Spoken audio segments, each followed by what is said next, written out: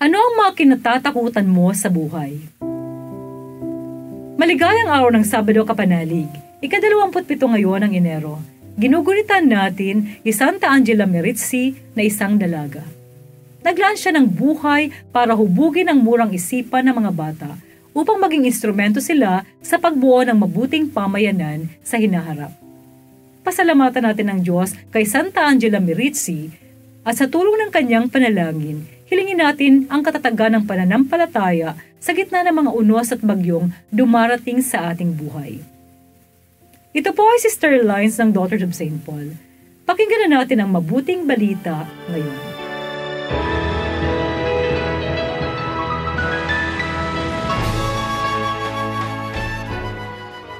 Kinahapunan ng araw na iyon, sinabi ni Jesus sa mga alagad, "Tumawid tayo sa kabilang ibayo." Kaya iniwan nila ang mga tao at namangka silang kasama ni Jesus sa bangkang inuupuan niya.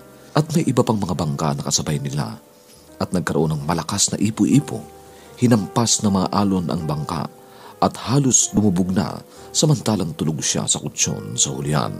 Kaya ginising nila siya at sinabi, "Guro, halos mamamatay na tayo at baliwala sa iyo." Pagbangon niya, inutusan niya ang hangin at sinabi sa dagat, "Tumahimik, huwag gumibo." Nabawasan ang hangin at nagkaroon ng ganap na kapayapaan at sinabi niya sa kanila, "Napakatatakot ninyo. Bakit? Wala pa ba kayong paniwala?" Ngunit lalo silang nasindak at nag-usap-usap. "Sino ito? Na pati ang hangin at dagat ay sumusunod sa kanya."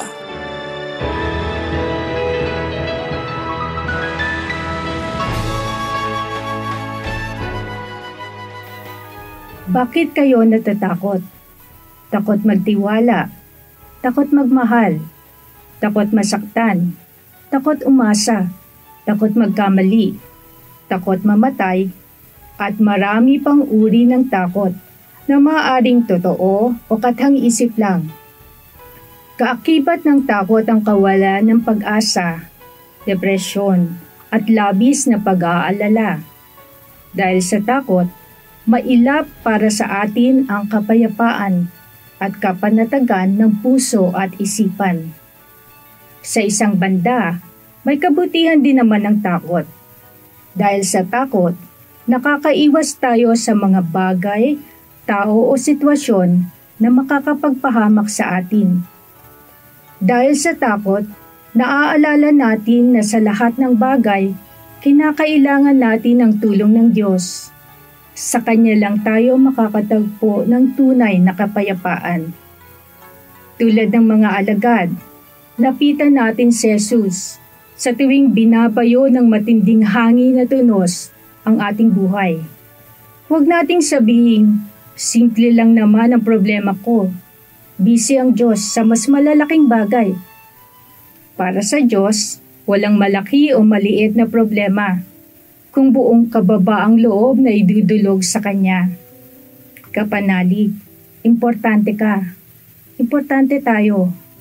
Agad babangon si Jesus at sasabihin sa hangin ng ating mga alalahanin, tigil. At sa lawa ng naguguluhan nating puso, tumahimik ka. Hanggang ngayon ba'y wala pa rin kayong pananampalataya? Manalangin tayo. Panginoon, maging lakas ka namin sa tuwing nakakaramdam kami ng takot at panghihina ng loob. Maramdaman nawa namin ang iyong presensya sa kabila ng dilim ng kawalan ng pag-asa. Patibayin po ninyo ang aming pananampalataya. Amen. Mga kapanalig, support Pauline's online ministry.